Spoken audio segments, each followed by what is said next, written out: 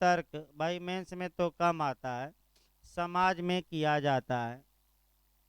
तो किताब में आपका दिया है भाई 10 आपका तर्क पक्ष में और 10 विरोध में 12 दिए गए हैं, तो आप वो भी देख सकते। लेकिन क्यों सुबह ही दिया जाता है, ये 4-5 तर्क अच्छे अच्छे हमने कल बता रखे हैं। अब आइए आपका धारा 53A। जो धारा 53A है आपका, ये नई धारा है और ये बाद में जोड़ी गई, और इसको जब भी पढ़िए तो कोरिलेट करके पढ़ा जाता है। ये 2015 एपीओ मेंस में भी आ चुकी है 53 है। यानी कि अब आप कहेंगे कि कौन सा क्वेश्चन छोड़ दिया जाए, क्योंकि ये भी मेंस में आ चुका है, तो कैसे भाई छोड़ दिया जाए। पहले मैं भी पढ़ाते समय छोड़ देता था इसको एक लाइन बताकर, लेकिन अब आपका एक एक छोटी छोटी बातें समझनी होगी, फिर रिपीट कर दे तब क्या करेंगे। इसको जब भी शुरुआत करिएगा 53 के दंड नंबर तीसरे से शुरुआत करिएगा और फिर आपका 53A पर आ जाइएगा। मैंने नियम बताया जा रहा है। देखिए मूल आईपीसी में, यानी कि जब आईपीसी बनी थी तो धारा 53 में यानी कि सेक्शन 53 में 6 प्रकार के दंडों का प्रावधान था, जिसमें जो तीसरा दंड था आपका आजीवन निर्वसन था। जब भारत आज़ाद हो गया तो 1949 ईस्वी में इस दंड को आपका निरसित कर दिया गया, समाप्त कर दिया गया, और इसके लिए एक नई धारा 53A जोड़ी गई। अब देश निकाला या देश से तड़ी पार या देश से बाहर कर देने के मामले में अब क्या नियम है, तो अब देश निकाला का दंड नहीं दिया जाएगा। तो आखिर जहाँ जहाँ बेयर एक्ट में या तो जीवन भर के लिए निर्वसन था या 10 वर्ष 5 वर्ष के लिए था, तो उसका क्या होगा, माने उसका क्या होगा। यानी कि जहाँ जहाँ आईपीसी में आजीवन निर्वसन का प्रावधान था उसके बारे में अब क्या माना जाएगा। तो पहली लाइन ये आपको याद रखना है कि जहाँ जहाँ आजीवन निर्वसन या जीवन भर का देश निकाले का दंड था उसको कन्वर्ट कर दिया गया है। सामान्यतः मैं बता रहा हूँ क्योंकि टेक्निकल कुछ क्वेश्चन आएंगे। सामान्यतः उसको किस में कन्वर्ट कर दिया गया है, लाइफ इम्प्रिजमेंट में या आजीवन कारावास। तो पहला आपको दिमाग में ये बैठाना है कि जहाँ भी आजीवन निर्वसन शब्द आईपीसी में थे उसको कन्वर्ट करके किस में बदल दिया गया है 53A में, आपका नई धारा जोड़कर। तो आपका जवाब रहेगा आजीवन निर्वसन में। लेकिन आपको और भी बातें छोटी छोटी समझनी हैं, इसलिए थोड़ा धारा कठिन है भाई मैं बता दूं। यानी कि थोड़ा बहुत ये जो सेक्शन है ये थोड़ा बहुत आपका टेक्निकल है, और सामान्य नियम ये है कि आजीवन कारावास को किसमें नहीं, आजीवन निर्वसन को किसमें कन्वर्ट कर दिया गया है, आजीवन कारावास। लेकिन कुछ टेक्निकल पहलू भी हैं जो इस धारा में अंदर मिलेंगे, और एक एक शब्दों पर ध्यान दीजिए, समझने का भाई प्रयास करिएगा। देखिए आपका भाई बेरेक 53A निर्वासन के प्रति निर्देश का अर्थ लगाना। इसका मतलब ये हुआ कि आईपीसी की किसी धारा में अगर देश निकाले का दंड दिया गया है तो अब उसका मतलब क्या निकाला जाएगा। देखिए आपका उपधारा 2 और उपधारा 3 के उपबंधों के अधीन। अधीन का मतलब ये हुआ कि उपधारा 2 में जो नियम है उपधारा 3 में जो नियम है उसके सबॉर्डिनेट यानी कि उसका पालन करते हुए ही उपधारा 1 के नियम लागू होंगे, अर्थात उपधारा 1 के नियम 2 और 3 पर विपरीत प्रभाव नहीं डालेंगे। देखिए क्या कहा गया है, उपधारा 2 के या उपधारा 3 के उपबंधों के अध्ययन किसी अन्य तत्समय प्रवृत्ति विधि में या किसी ऐसी विधि या किसी निश्चित अधिनियम के आधार पर प्रभावशील किसी लिखित या आदेश में आजीवन निर्वासन के प्रति निर्देश का अर्थ यह लगाया जाएगा कि वह आजीवन कारावास के प्रति निर्देश है।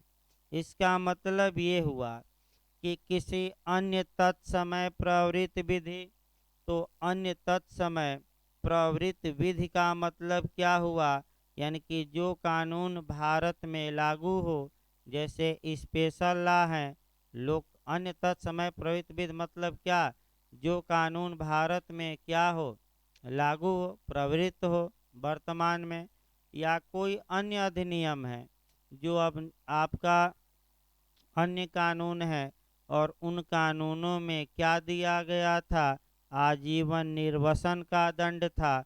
तो अब जहाँ जहाँ उन कानूनों में आजीवन निर्वसन या जीवन भर का देश निकाले का दंड था, अब वह क्या माना जाएगा, तो एक लाइन में क्या बताया गया, क्या माना जाएगा, लाइफ इम्प्रिजमेंट या आजीवन कारावास। ये तो हम अभी बताए थे सामान्य बातों में भी। अगला देखिए, उपधारा 2 क्या कहती हैं, देखिए, हर मामले में जिसमें कि ऐसी अवधि के लिए निर्वासन का दंडादेश सीआरपीसी 1955 के प्रारंभ के पूर्व दिया गया है, अपराधी से उसी प्रकार बरता जाएगा मानो वह उसी अवधि के लिए कठिन कारावास के लिए दंडादिष्ट किया गया हो।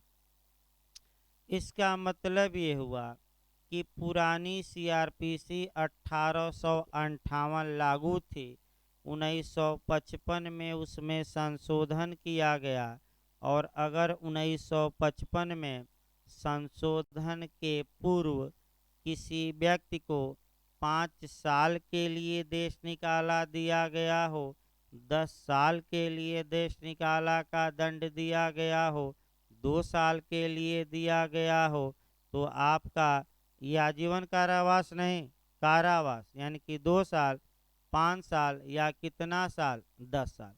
तो अब ये क्या माना जाएगा, क्योंकि भाई आजीवन निर्वसन तो ये है नहीं, ये तो कुछ समय के लिए देश से क्या किया गया है, निकाला गया है। तो भाई सतर्क रहना है। एक उदाहरण देखिए, अगर 10 वर्ष के लिए आपका आजीवन निर्वासन का दंड 1955 के पहले दिया गया था, तो अब ये क्या माना जाएगा, ये 10 वर्ष तक का कारावास का दंड माना जाएगा। लेकिन कैसा कारावास, कठोर कारावास की सादा कठोर। फिर एक बार देखिए, यदि किसी व्यक्ति को 10 साल या 5 साल यानी कि कारावास का दंड दिया गया हो, और वह कारावास का जो दंड है वह निर्वसन का है, यानी कि 5 साल के लिए देश से बाहर, 10 साल के लिए देश से बाहर, 15 साल के लिए देश से बाहर का दंड, लेकिन कब दिया गया हो, 1955 के क्या पहले, यानी कि सीआरपीसी में जो 1955 में संशोधन हुआ था उसके पहले, तो वह जो दंड है अब किस में कन्वर्ट हो जाएगा, तो उतने तक के कारावास में। लेकिन कैसा कारावास होगा, सादा की कठोर, कठोर। कल बताया गया था कठोर का मतलब ये हुआ सश्रम, यानी कि जेल में क्या कराया जाएगा, काम। और कल ही डिटेल में बताया गया कि काम जो कराया जाता है, जिस हैसियत में व्यक्ति जिस स्टेटस में वो है, या जो जैसा कार्य कर सकता है वैसा ही कार्य उसे जेल में दिया जाता है। डॉक्टर हैं तो इलाज करिए कैदियों का, मोटे पहलवान है तो आटा गूथिए, और क्या, और कैसे गूथा जाता है, हाथ से नहीं, आपका पैर से गूथा जाता है। अब रोटी जली हो या सूखी हो, खाना हो तो खाइए, घर थोड़े हैं कि ताज़ी रोटी मिल जाएगी। सब्जी में नमक ही नहीं है या सब्जी पतली है तब भी खाना पड़ेगा। और आपका ये नहीं है कि आप फेंकिए तो भूखे रहिए। तो आपका उसमें भी चलता है। जो बड़े बदमाश होते हैं वो सारे कैदियों के बास होते हैं। और वहाँ भी देखे होंगे फिल्मों में आपका माने वहाँ भी आपका चलता है सिक्का कि पूछा जाता है तुम कौन अपराध करके आए हो तो मर्डर, बहुत शाबाशी दी जाती है। दुराचार करके तो मारा पीटा भी जाता है कि यही काम था, मर्डर करके आते तो हम मर्डर करके आते तो तुम्हें फूल माला से क्या करते, अपनी बिरादरी में क्या करते, स्वागत। और चोरी वोरी करके आया है तो किसकी चोरी, तो कह देगा ब्रेड की। तो जो बड़े होते हैं अपराधी जो आजीवन कारावास भुगत रहे हैं वो तो अब जानते हैं कि जेल में ही रहना है, तो उन्हीं को ड्यूटी लगानी है। उसमें भी कमा लेते हैं कुछ लोग, यानी कि पैसा दीजिए तो आपसे काम नहीं लिया जाएगा, आप पैसा ना दीजिए तो चलिए गाय भैंस क्या करिए खिलाइए। भाई तमाम आपका उसमें भी है। देखिए अगला भाई आपका, यानी कि एक लाइन आपका क्लास 2 को ये समझना है कि यदि आपका दंड दिया गया निर्वासन का, आजीवन नहीं निर्वासन का, लेकिन समय जैसे 5 साल का देश निकाला 10 साल का, तो जो 5 साल 10 साल अब हैं अगर 1955 के पहले दिया गया है तो वह अब निर्वसन नहीं, क्या माना जाएगा, उतने तक का कारावास। और कठोर की सादा तो कठोर, दूसरा नियम। तीसरा नियम देखिए भाई, किसी अन्य तत्समय प्रवृत्त विधि में किसी अवधि के लिए निर्वासन या किसी लघुतर अवधि के लिए निर्वासन के प्रति चाहे उसे कोई भी नाम दिया गया हो, कोई निर्देश लुप्त कर दिया समझा जाएगा। इसके मतलब फिर आ गया अदरला। अदरला का मतलब ये हुआ या तो आईपीसी से भिन्न विधि। आईपीसी से भिन्न विधि का मतलब हुआ धारा एक, बात ना करिए भाई, धारा 41 के तहत या तो स्पेशल ला या धारा 42 आईपीसी के तहत लोकल ला। फिर एक बार समझिए इसको, अगर किसी स्पेशल ला या लोकल ला में ये दिया गया हो कि 10 साल का आजीवन निर्वसन, 5 साल का आजीवन निर्वसन का दंड दिया जाएगा, तो ये जो दंड है अब पूरी तरह ये क्या माना जाएगा, समाप्त। आईपीसी के तहत नहीं, मैं फिर कवर इसीलिए करना है किस विधि के तहत ये हम बता रहे हैं, आईपीसी नहीं बल्कि किस विधि के लिए, अदर ला। अदर ला मतलब अन्य विधि। अन्य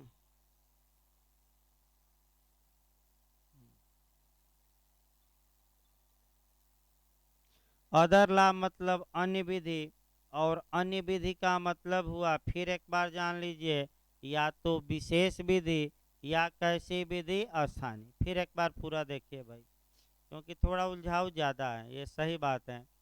और एक बार घर पर भी भाई पढ़िएगा, इसमें कोई शक नहीं है, काफ़ी उलझाव है ये, इतना मिक्स कर देगा कि आप भी उलझ जाएंगे। वैसे पूछा कम जाता है लेकिन अब क्या किया जाए, यूपी एपीओ में मेंस में आ चुका है तो बताना पड़ रहा, नहीं तो हम भी छोड़ देते थे इसको, बहुत महत्वपूर्ण नहीं है। अगर किसी विशेष विधि या स्थानीय विधि में किसी कारावास किसी अवधि के लिए आजीवन निर्वसन था, 10 साल, 1 साल, 2 साल, 5 साल, तो उस आजीवन निर्वासन के दंड को लुप्त माना जाएगा। लुप्त मतलब क्या हुआ, वह छुप गया। छुप गया मतलब कि वह अब क्या हो गया, समाप्त। बना हुआ नहीं है, क्या हो गया, समाप्त। ये याद रखिए। अगला देखिए खंड 4, किसी अन्य तत्समय प्रवृत्त विधि में निर्वासन के प्रति जो कोई निदेश हो, यदि उस पद में आजीवन निर्वासन है तो उसको आजीवन कारावास माना जाएगा। और यदि उस पद में किसी लघुतर अवधि के लिए निर्वासन है तो वह लुप्त समझा जाएगा। तो फिर एक बार भाई आपका चौथा खंड भी एक लाइन देख लिया जाए। फिर अन्य विधि की बात कर रहा है, तो फिर अन्य विधि पर आइए। अन्य विधि मतलब क्या हुआ, या तो विशेष विधि या कौन सी विधि, स्थानीय।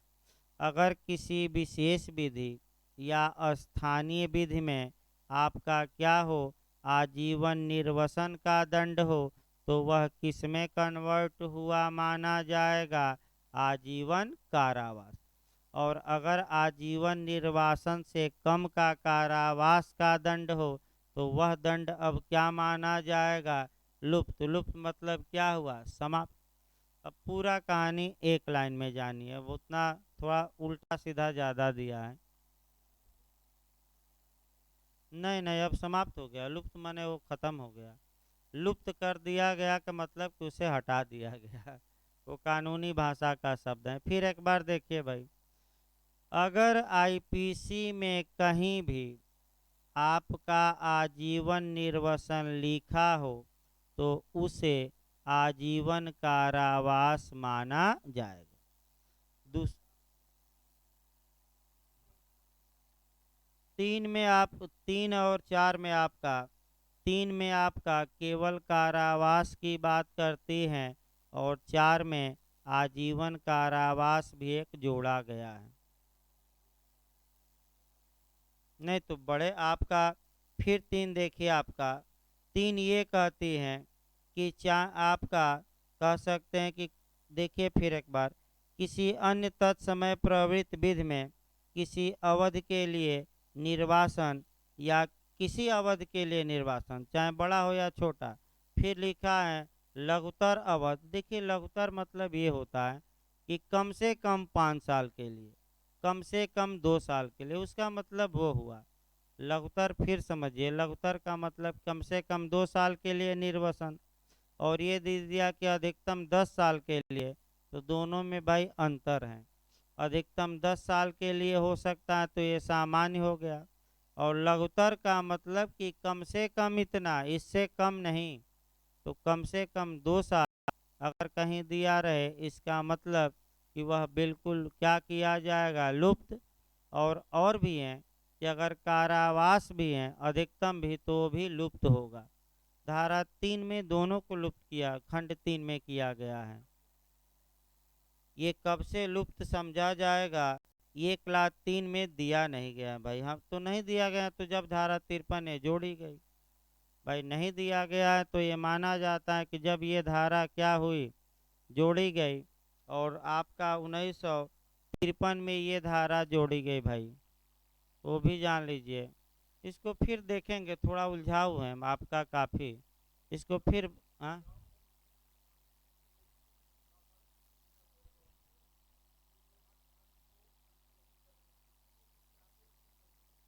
4 के आपका सेकंड क्लास में उसी को रिपीट किया है।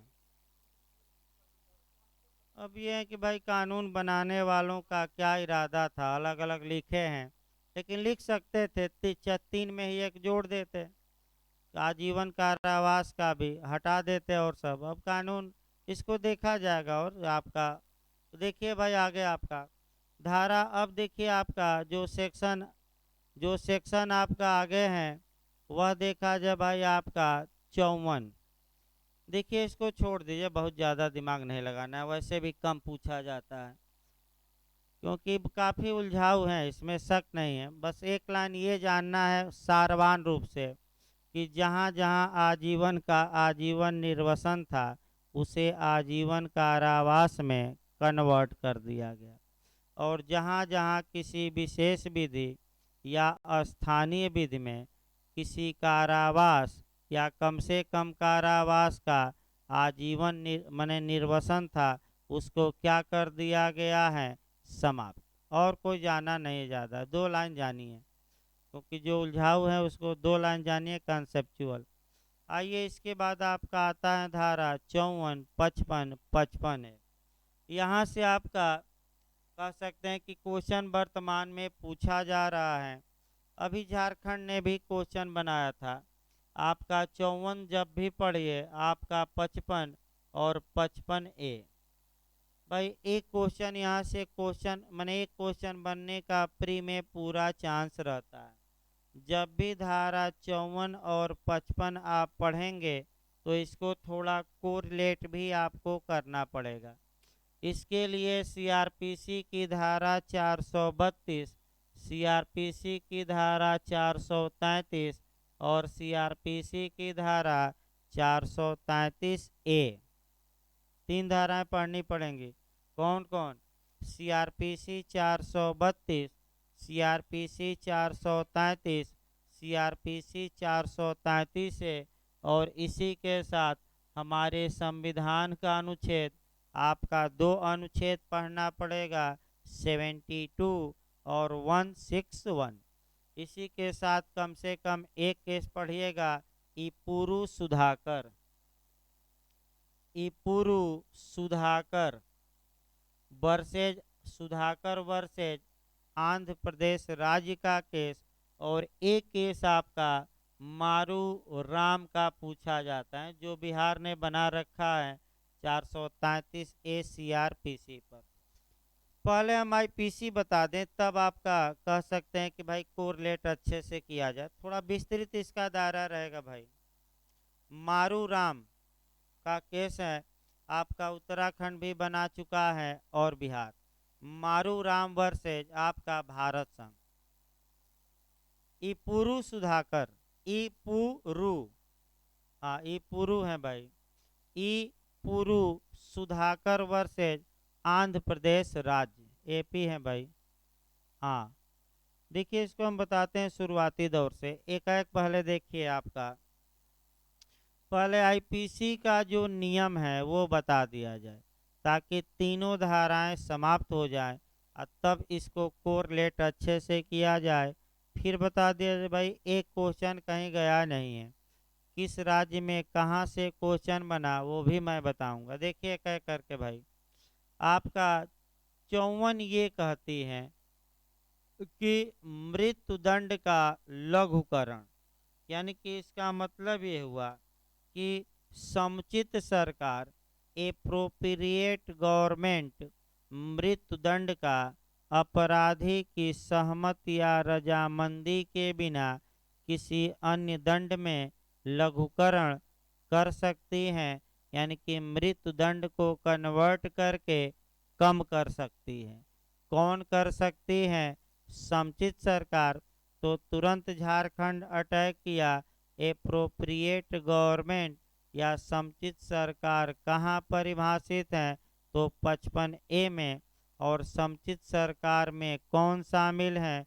केंद्रीय सरकार, राज्य सरकार, दोनों। तो क्या मारेंगे? दोनों, क्योंकि दो ही तो सरकार हैं। कौन कौन? तो पहला क्वेश्चन ये आया कि किस धारा के तहत केंद्र सरकार या राज्य सरकार, इसका मतलब एक लाइन में हुआ कौन सी सरकार? समुचित सरकार मृत्युदंडादेश को लघुकरण कर सकती है। तो आपका कौन सी धारा? आपका 54। हाँ याद रखिए। और जो एमपी में पूछा जाता है अपराधी की सम्मत से, अपराधी की सम्मत के बिना, तो सहमत से कि सम्मत के बिना, माने कि अपराधी की रजामंदी की कोई आवश्यकता नहीं है। अब इसी पर आपका एक केस आया और वह अभी पहले पढ़ा दिया जाए भाई, तीनों तब केस बताया जाए। आइए धारा 55, 54 समाप्त हो गई। आजीवन कारावास का लघुकरण, इसी में थोड़ा आपका टेक्निकल पॉइंट पकड़ना है, एक पॉइंट पूछा जाता है भाई, गलत ना हो। आजीवन कारावास का लघुकरण यानी कि लाइफ इम्प्रिजमेंट को कम करना, तो कौन कर सकती है? समुचित सरकार। किस धारा के तहत? 55 के तहत। अपराधी की सहमत से कि सहमत के बिना, तो सहमत के बिना। और जो सबसे महत्वपूर्ण क्वेश्चन है उसी को समझना है। अब अगर आजीवन कारावास का समुचित सरकार लघुकरण करती है तो ऐसा व्यक्ति, वह जो लघुकरण के बाद कारावास होगा, वह 14 वर्ष से अधिक का नहीं होगा। फिर एक बार इसको हम बताते हैं उदाहरण। यदि समुचित सरकार, यही पॉइंट पूछा जाता है, थोड़ा अंडरलाइन बेयरेक्ट में कर लीजिएगा, थोड़ा घुमावदार लिखा, अभी हम बेयरेक्ट भी बता देंगे एक बार, लेकिन पहले कॉन्सेप्ट बनाइए।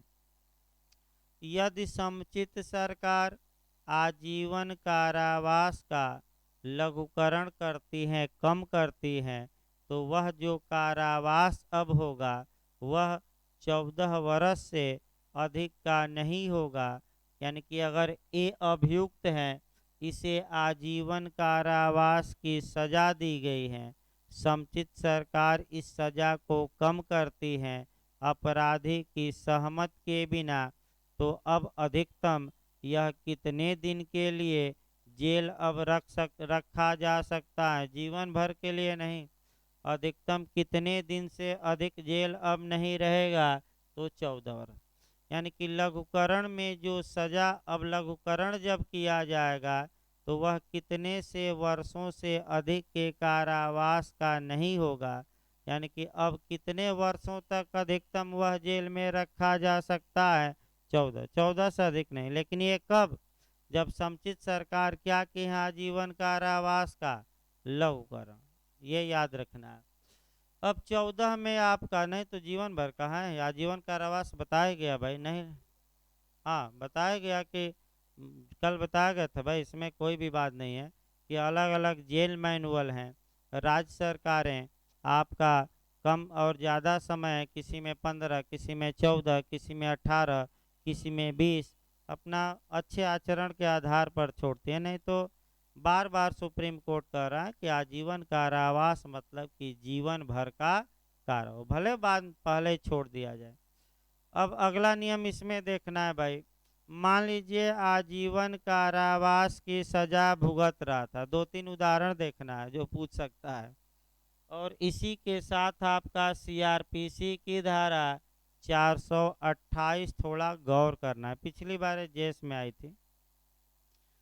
428 सेटाफ की बात करता है। सेटाफ यानी कि मुजराई की बात करता है, कटौती ना है तो भाई कटौती याद रखिए। मुजराई या कटौती या प्रतिसादन या इंग्लिश में सेटाफ कहा जाता है। अब ध्यान से सेटाफ या कटौती देखिए। मान लीजिए उसे आजीवन कारावास की सजा दी गई थी, 10 साल तक वह जेल में अभी रहा है, तब तक समुचित सरकार ने धारा 55 का सहारा लेकर उसके आजीवन कारावास का लघुकरण कर दिया है। तो लघुकरण कर दिया है, तो लघुकरण में अधिकतम अब कारावास कितना हो सकता है लघुकरण के बाद? 14 साल। और 10 साल तो वह अब क्या कर चुका है? व्यतीत। और आपका अधिकतम हो ही कितना सकता है? 14 साल। तो अब कितना और अधिकतम रह सकता है? 4 साल। इस 14 साल में से जितना वह कारावास भुगत चुका है, मुजरा, कटौती या प्रतिसादन होगा कि नहीं होगा? अब एक और नियम देखिए, मान लीजिए कि आजीव, हाँ समय भी लगा सकते हैं सरकार। दूसरा देखिए, एक व्यक्ति आजीवन कारावास की सजा भुगत रहा था और सरकार ने कहा कि चलो 5 वर्ष सजा तुम भुगतना केवल, तो भाई अधिकतम 14 वर्ष कर सकते हैं सरकार, कम से कम तो कोई समय है नहीं। अधिकतम कितना अब रखा जा सकता है? 14। और मान लीजिए कि वह आपका 3 साल व्यतीत कर चुका है, तो अब कितने दिन और रखा जाएगा? तो छोड़ा जाएगा 2 साल। अब 2 साल बाद क्या किया जाएगा? उसे छोड़ दिया जाएगा। यानी कि लघुकरण के बाद वह मुजरा के दावे का क्या होगा? हकदार। इसका मतलब, और सीआरपीसी की किस धारा में? 428 मुजराई। भाई याद रखिएगा, मुजरा की मांग करेगा। अब समुचित सरकार माना किसको जाएगा? तो धारा 55A में, झारखंड में आया था ये, कि समुचित सरकार की परिभाषा किस धारा में? बस इतना ही पूछा गया था। तो 55A में हो सकता है पूछ ले कि समुचित सरकार में कौन शामिल है, तो क्या मार कराएंगे? केंद्र सरकार की, राज्य सरकार की, दोनों? दोनों। अब इसी को आपको देखिए आईपीसी निपटा, आईपीसी के बाद अभी और सब नहीं निपटा। आपका देखा जाए सीआरपीसी में, सीआरपीसी की धारा 432 और 433 में समुचित सरकार को ये शक्ति प्राप्त है कि वह अपराधी की सम्मति के बिना आपका उसके दंडादेश को कम कर दे। अब डिटेल में हम नहीं चलेंगे, शॉर्टकट में भाई, कम कर दे। ये पावर दंड प्रक्रिया संहिता की किन धाराओं में है? 432 और 433। लेकिन एक धारा और है 433A, पूछा जाता है जो दोनों धाराओं का क्या है? अपवाद। अपवाद इसलिए है कि कुछ दशाओं में जब तक कि कम से कम 14 साल की सजा न भुगत ले तब तक छोड़ा नहीं जाएगा, भले ही सरकार ने आजीवन कारावास का लघुकरण किया हो। इसी को चुनौती दी गई थी। आपका उतना नहीं जानना है भाई ये सीआरपीसी में, फिर एक बार हम इसको बता रहे हैं सार बातें। 433A कुछ दशाओं में ये नियम बताती हैं कि अगर आजीवन कारावास का लघुकरण किया जाए तो जब तक कि वह कम से कम 14 साल जेल में न रह चुका हो उसे छोड़ा नहीं जाएगा। अब आप उल्टा नियम समझ रहे हैं, उल्टा नियम चल रहा है। हमने धारा 55 में बताया कि जब आजीवन कारावास को कम किया जाए तो अधिकतम अब कितना रखा जा सकता है? 14 साल। इससे कम भी रखा जा सकता है, 5 साल, 10 साल, 7 साल के बाद सरकार क्या करे? जेल से छोड़ दे।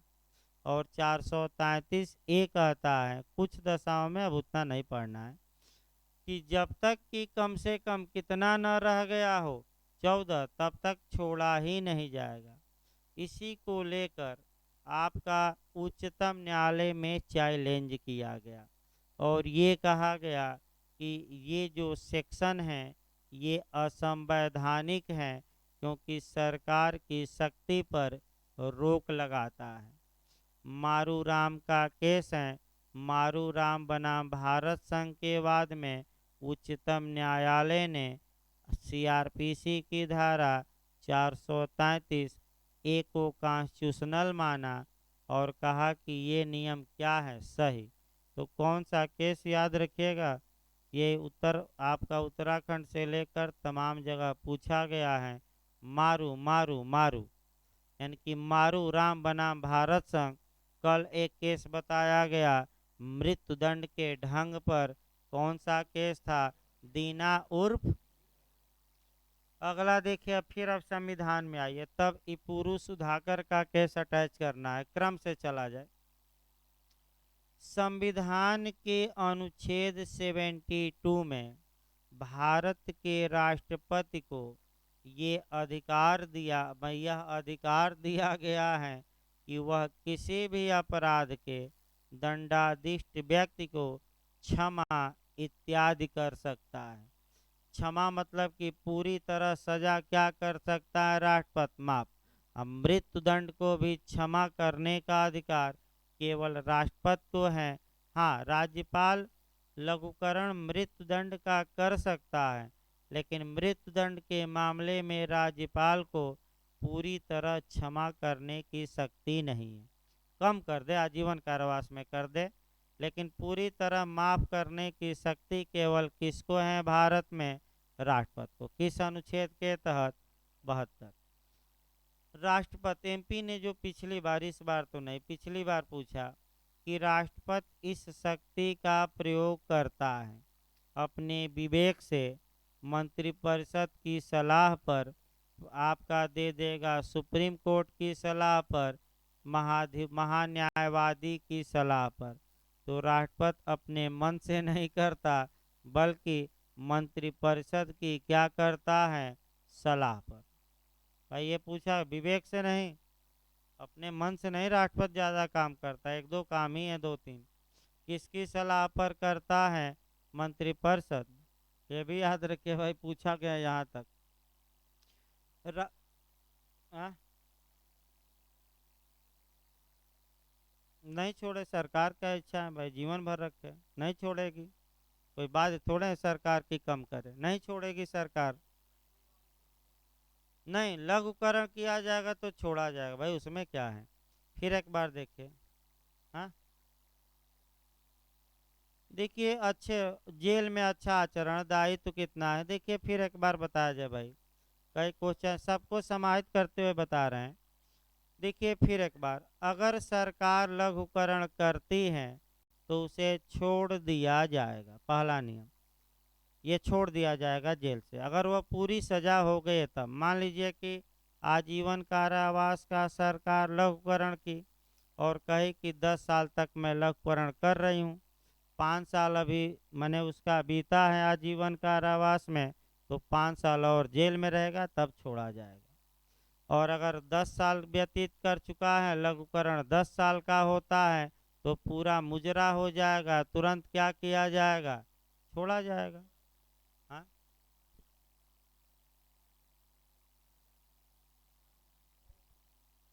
नहीं ये नहीं हो सकता, ये मुजरा भाई होगा, क्योंकि जो भी लाभकारी प्रावधान है वह अभियुक्त हक के रूप में मांगेगा, ये नहीं है।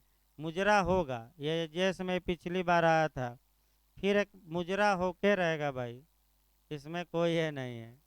अगला देखिए भाई आपका, अगला प्रावधान देखिए आपका, मैंने आपका कई मुजरा होता है भाई, देखिए आपका पीछे के लोग थोड़ा जैसे वाला सुस्ती से चल भी रहा है क्लास, थोड़ा दिक्कत भी आ रहे हैं, इसीलिए फ्लो नहीं बन पा रहा है।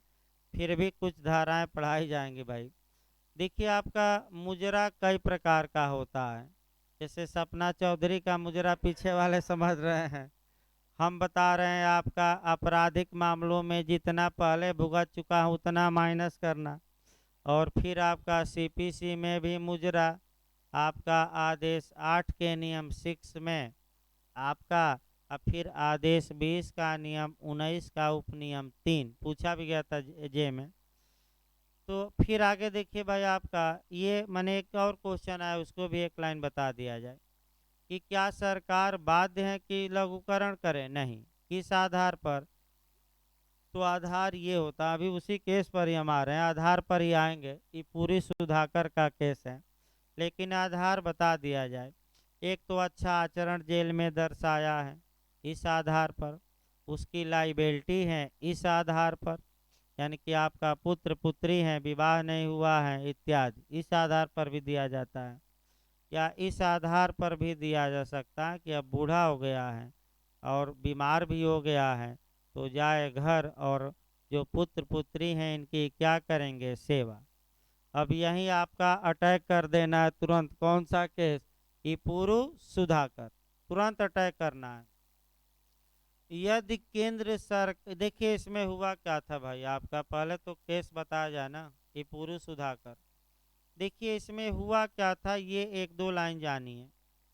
आपका ये पूर्व सुधाकर एक कांग्रेस का कार्यकर्ता था, इसे आजीवन कारावास की सजा दी गई, और आंध्र प्रदेश के राज्यपाल ने इस आधार पर कि यह कांग्रेस का कार्यकर्ता है, सरकार के रिकमेंडेशन पर, राज्यपाल करते हैं अंतिम, राज्यपाल ने इसके आजीवन कारावास का लघुकरण कर दिया था।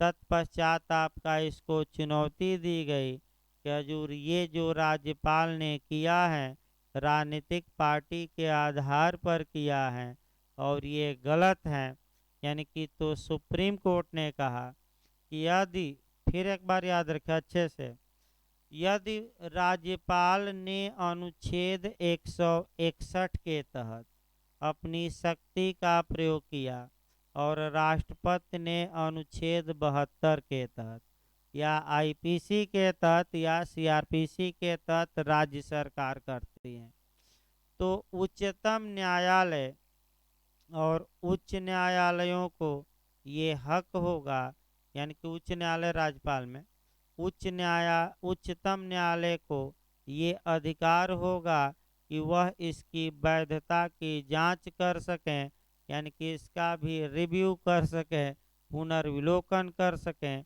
और यदि राष्ट्र राष्ट्रपति ने, राज्यपाल ने किसी राजनीतिक पार्टी का कार्यकर्ता होने के नाते, किसी विशेष जाति के होने के नाते, किसी विशेष धर्म के होने के नाते अगर क्षमादान किया है, लघुकरण किया है, तो सुप्रीम कोर्ट को हक है कि इस लघुकरण को क्या कर दे, कैंसिल।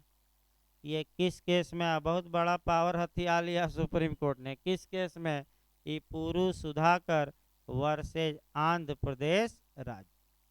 तो भाई आप क्षमादान दीजिए, लेकिन जात के आधार पर नहीं, धर्म के आधार पर नहीं, राजनीतिक पार्टी का कार्यकर्ता इस आधार पर नहीं, अन्य आधार दीजिए। नहीं तो हाई कोर्ट, सुप्रीम कोर्ट क्या करेंगे? लघुकरण को, यानी कि राष्ट्रपति और राज्यपाल के फैसले को पलट देंगे। अरे वो अलग बात है भाई, वो तो व्यवहारिक भाई नहीं ना बात, वो तो व्यवहारिक बात है, कानूनी बात नहीं है ना। देखिए इसी पर आपका एक दो और नियम जानने हैं कि जब भारत का राष्ट्रपति अनुच्छेद 72 के तहत क्षमादान के एप्लीकेशन को, दया याचिका को अस्वीकार कर देता है, तो चूंकि ये पुरु सुधाकर का केस है कि आप उसका रिव्यू कहाँ करा सकते हैं? Supreme court. तो देखे होंगे जैसे ही आज का शाम, जैसे कि मान लीजिए कि कल सुबह फांसी देनी है 5 बजे, और आज शाम को याचिका, दया याचिका क्या हुई? खारिज। तो लोग देखे होंगे कि राष्ट्रपति की दया याचिका खारिजी के विरुद्ध तुरंत रात में ही कहाँ मूव किया जाता है। और कई ऐसे मामले आए जिसमें सुप्रीम कोर्ट 2 बजे बैठा, 2:30 बजे बैठा, घंटों सुनवाई किया और 3:30-4 बजे तक याचिकाओं को क्या कर दिया? खारिज। तब 5 बजे क्या हुई? 1 घंटे बाद फांसी। आपका निर्भया कांड में भी रात भर दिल्ली से दौलताबाद दौड़ा गया, और आपका अफजल गुरु में भी, फिर कसाब में भी। यानी कि हमेशा याद रखिए, ये आपका जो सुप्रीम कोर्ट ने एक अधिकार दिया है, तो भाई रात में भी लोग जा सकते हैं, गए भी थे। आपका एपी सिंह निर्भया कांड में भी, यानी कि सुबह 3:30-4 बजे सूचना आई कि सुप्रीम कोर्ट ने याचिका क्या कर दी है? खारिज। तो 5-5:30 बजे क्या दे दी गई? फांसी। यानी उसके बाद भी आप क्या हैं, क्योंकि कौन सा केस जिम्मेदार हैं? ये पुरु सुधाकर। अगला देखिए भाई, आपका अनुच्छेद 161 में राज्यपाल, 72 में आपका कौन? राष्ट्रपति। बस इतना है। इस प्रकार आपका काफी भाई बताया गया। अगला धारा चला जाए। इसके बाद हाँ एक और कोरिलेट करना है भाई। देखिए एक लाइन और भूल गया आदमी, ये जो 55A है समुचित सरकार, तो सीआरपीसी में समुचित सरकार की परिभाषा आपका धारा 432 के क्लाज 7 में दी गई है। उसको जोड़ लीजिए बैरक पर। सीआरपीसी में कहाँ जोड़ेंगे? सेम परिभाषा है, 432 का क्लाज 7 भाई। क्लाज 432 का कौन सा क्लाज? 7 भाई, जोड़ लीजिएगा अच्छे से। अब आइए, आपका 55 हो गया, तो 56 निश्चित है, 57 दंडावधियों की भिन्न। फिर यहाँ से क्वेश्चन अभी झारखंड ने भी बनाया था और यूपी भी बना चुका है भाई। देखिए आपका एक दो नियम देखिए तब बताया जाए। अगर दंडावधियों की भिन्नों की गणना करनी है, भिन्न मतलब कि उसका आधा निकालना है, उसका 1/4 निकालना है, तो ऐसी दशा में आजीवन कारावास 20 वर्षों के तुल्य या समान माना जाएगा। खूब पूछा जाता है भाई कि आजीवन कारावास कब 20 वर्षों के तुल्य या समान माना जाएगा? जब इसकी गणना किसमें करना हो? भिन्न में। यानी कि अगर कहीं लिखा रहे आजीवन कारावास का आधा दंड, तो आजीवन कारावास तो जीवन भर का कारावास होगा। लेकिन आईपीसी की कौन सी धारा काम करेगी? 57। और जब आजीवन कारावास का आधा निकालना है, तो आजीवन कारावास कितने वर्षों के तुल्य या समान माना जाएगा? 20 साल। आजीवन कारावास का चौथाई निकालना हो तो आजीवन कारावास कितने वर्षों के तुल्य? 20 साल। कितने साल? तो अब आधा निकालना हो आजीवन कारावास तो आसान हो जाएगा, कितना साल? 10। चौथाई निकालना हो तो 5। लेकिन ये नियम कब लागू होगा? हमेशा नहीं। ये नियम कब लागू होगा? जबकि आजीवन कारावास की गणना किसमें करनी हो? भाई दंड भिन्नों में। दंड भिन्न का मतलब आजीवन कारावास का आधा दंड दिया जाएगा, आजीवन कारावास का चौथाई दिया जाएगा, आपका 5वां भाग दिया जाएगा, 6वां भाग, तब ये काम करेगा, अन्यथा नहीं। अब कम से कम आपका तुल्य पहले समझिए भाई, तुल्य या समान या इक्वल का मतलब, तब आपका 2-3 उदाहरण इस पर सेट किया जाए। भाई एक उदाहरण आपका सीआरपीसी का हम देंगे और एक उदाहरण आईपीसी का। सीआरपीसी 436 ए देंगे और आईपीसी अंतिम धारा 511। अच्छे से देखिए आपका। लेकिन पहले 2 लाइन तुल्य शब्द तो समझिए। तुल्य यानी कि आपका इक्वल। इक्वल मतलब कि इसके समान। समझा जाएगा। समझा जाएगा का मतलब वास्तविकता वो नहीं है, कानून जबरदस्ती वो क्या करेगा? मान लेगा।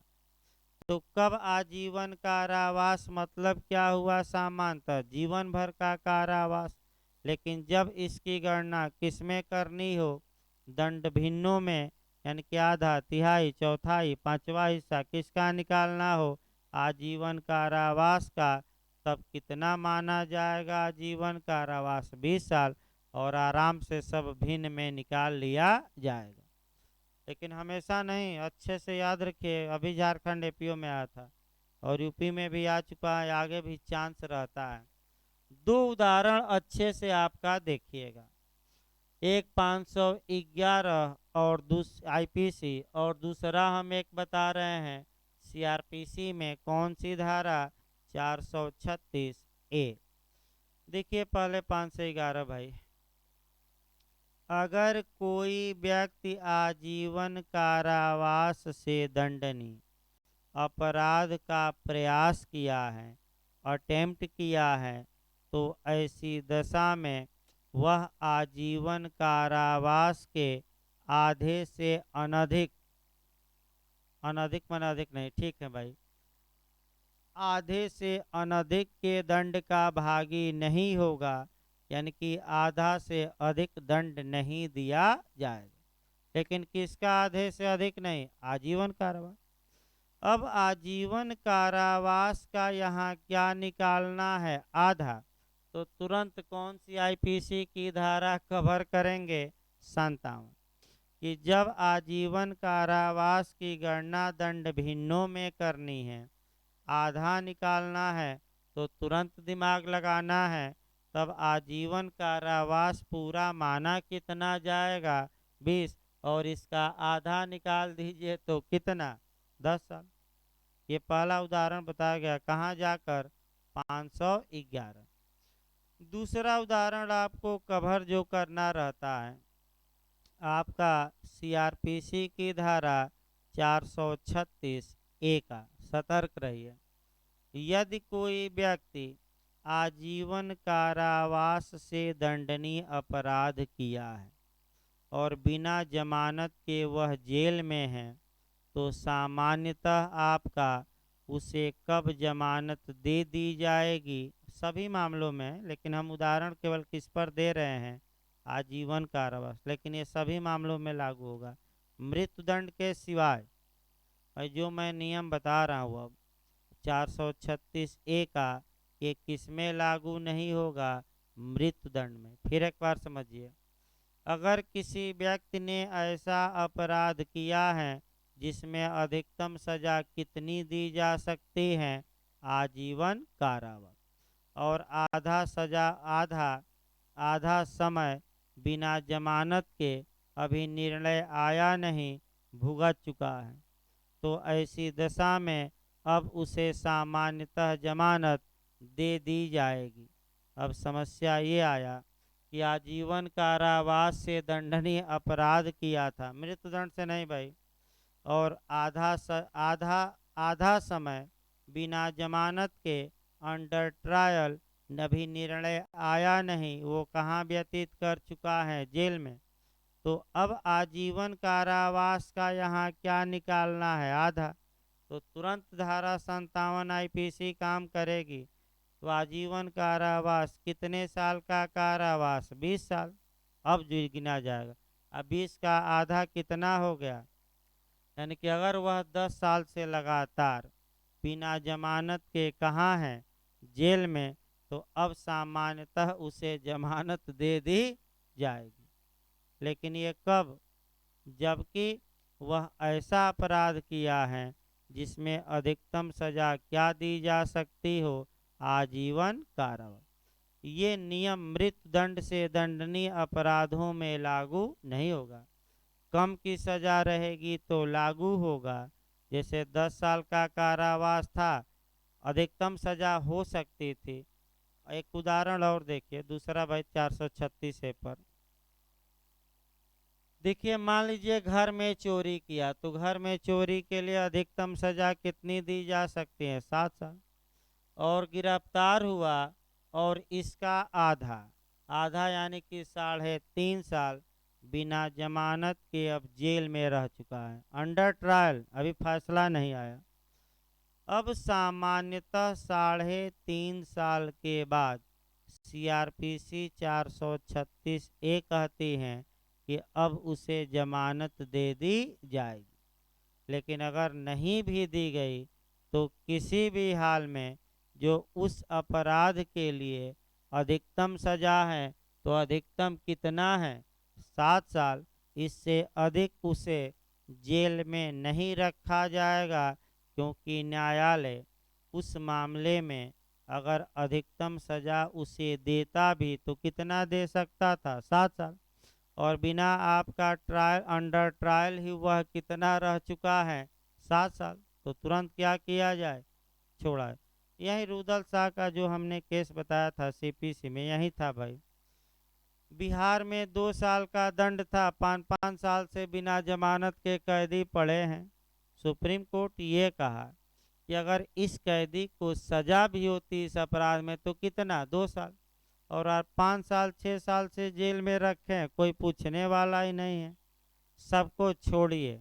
और तब जाकर कानून में क्या हुआ, थोड़ा बदलाव, यानी कि अब यहाँ मुजरा भी करा देना है, सपना चौधरी वाला नहीं भाई। देख रहे हैं पीछे के लोग आपका चवन्नी मुस्की काट रहे हैं कि सर मुजरा बोलेंगे तो कहीं आपका राखी सावंत का ना बोल दें। तो भाई ये सब मुजरा नहीं, सपना चौधरी वाला, वैसे बहुत अच्छा मुजरा करती हैं, हम भी भाई देखे हैं कई बार, यानी कि टीवी वीवी पर आता रहता है भाई, तमाम उनका चैनल भी अलग, तमाम चीज़ मैंने आपका आता रहता है।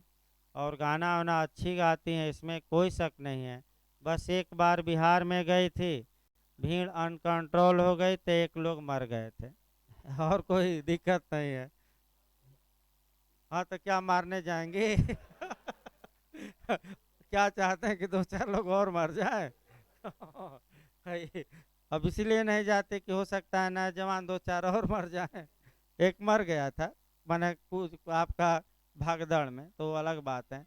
भीड़ अनकंट्रोल हो गई थी भाई, ये सही बात है, इसमें कोई मजाक नहीं किया जा रहा है। देखिए आगे भाई, एक 2 लाइन और देखिए थोड़ा, एक और आपका इसी में मुजरा भी हमें दिखा देना है 436 ए में, देखिए ध्यान से।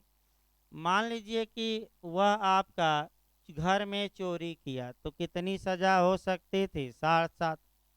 आधा समय वह बिना जमानत के रह गया, अंडर ट्रायल, अभी निर्णय ही नहीं आया, तो मान लीजिए 3.5 साल रहा। और 3.5 साल बाद वह जमानत पा गया, और न्यायालय ने उसके बाद जो सजा दी है घर में चोरी के लिए, उसे 4 वर्ष के लिए दी है। न्यायालय अधिकतम दे कितना सकता था, लेकिन न्यायालय का विवेकाधिकार होता है, चाहे 2 साल दे 3 साल दे, लेकिन अधिकतम कितना। तो अगर 7 साल दे सकता था, लेकिन दिया कितना, तो 4 साल दंड दिया गया। और इसी मुकदमे में अंडर ट्रायल यानी कि अन्वेषण, जांच या विचारण के दौरान वह कितना जेल में रह चुका है? 3.5 साल। तो 4 में से अब 3.5 साल क्या किया जाएगा? मुजरा। मुजरा मने माइनस। और अब कितना दिन और जेल में रहेगा? केवल 6 माह। तो ये प्रावधान आखिर हैं कहाँ? तो अभी हमने बताया था सीआरपीसी की धारा में, और प्ली बार्गेनिंग में भी अलग से पूछा जाता है भाई, 265 आई। यानी कि अभिभाषक सौदेबाजी में कहाँ है? तो 265 आई। एक साथ पढ़ना है। 265 आई में भी मुजरा, और कहाँ मुजरा? ये कब लागू होगी? केवल प्ली बार्गेनिंग में। और ये कब लागू होगी? हर एक मामले में। ये विस्तृत दायरा। तो आपका कल और भाई पढ़ाया जाएगा क्लास, क्योंकि फ्लो भी नहीं बन पा रहा है भाई। एक फ्लो बनता है तो थोड़ा अच्छा रहता है, तोड़ तोड़